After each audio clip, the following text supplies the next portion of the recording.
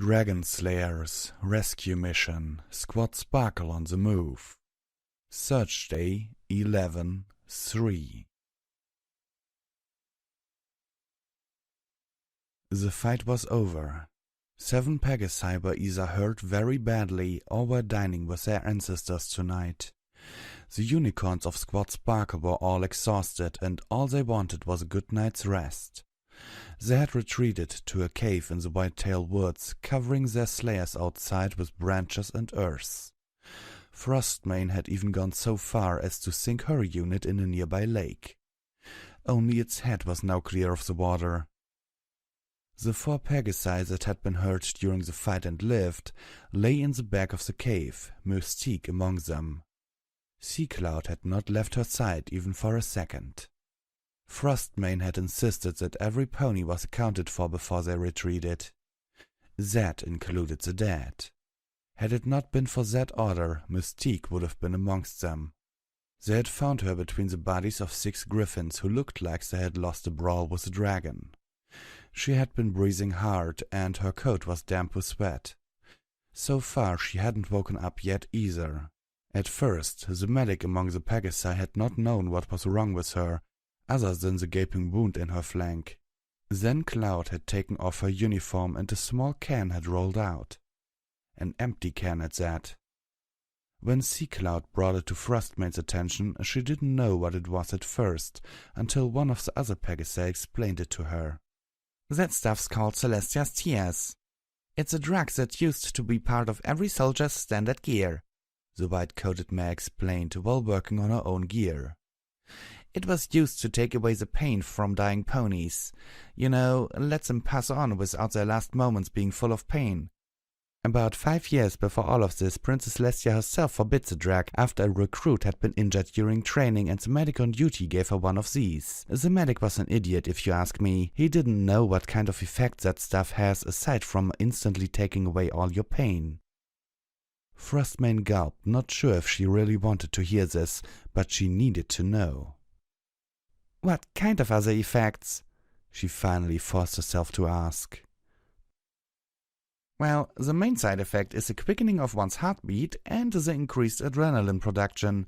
It can result in a stroke or in other internal injuries. As for your friend, I think she suffered a mild stroke and a mild heart attack. But nonetheless, I think she will make a full recovery," the mare elaborated further. Frostmane sighed in relief. That aside, however, made her realize that she would need to talk to Mystique once she woke up. The matter with Mystique sorted out for the moment, Frostmane turned to her other problem, Rainbow Dash.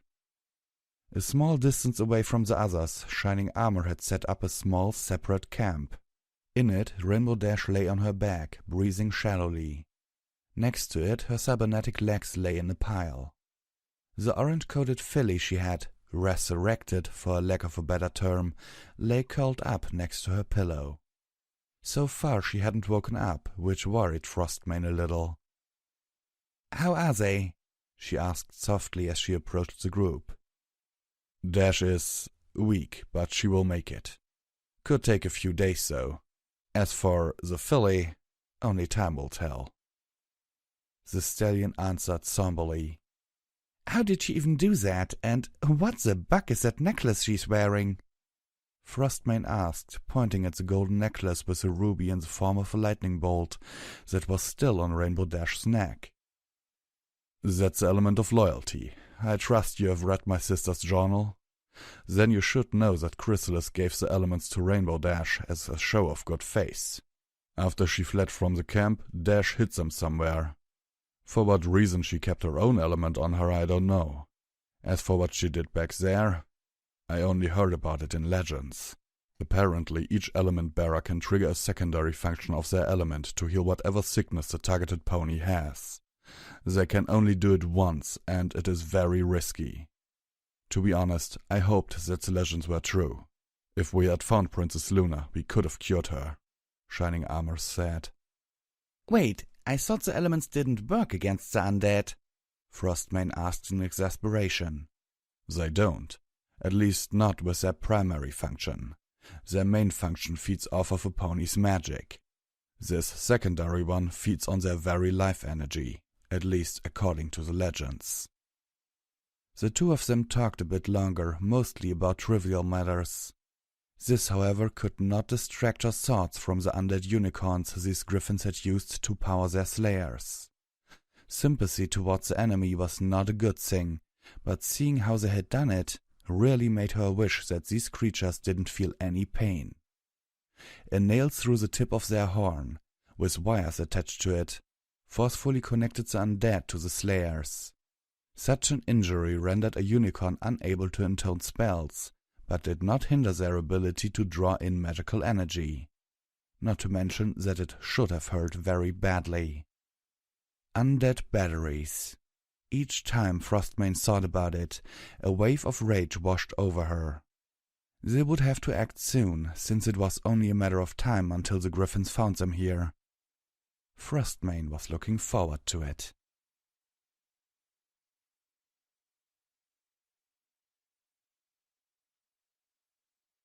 Okay, so we have 7 Pegasi that are not with them anymore. At least 7 were injured and 3 of them are dead, meaning 4 are heavily injured. And yeah, Frostmane will have to come up with something. Hope she'll do something smart this time. She proved in the last battle, at least I think so, that she has, well, learned to plan ahead and to command her squad a little better. What's your opinion about that, especially that, well, hiding in a cave? Sincerely yours, Visual Pony.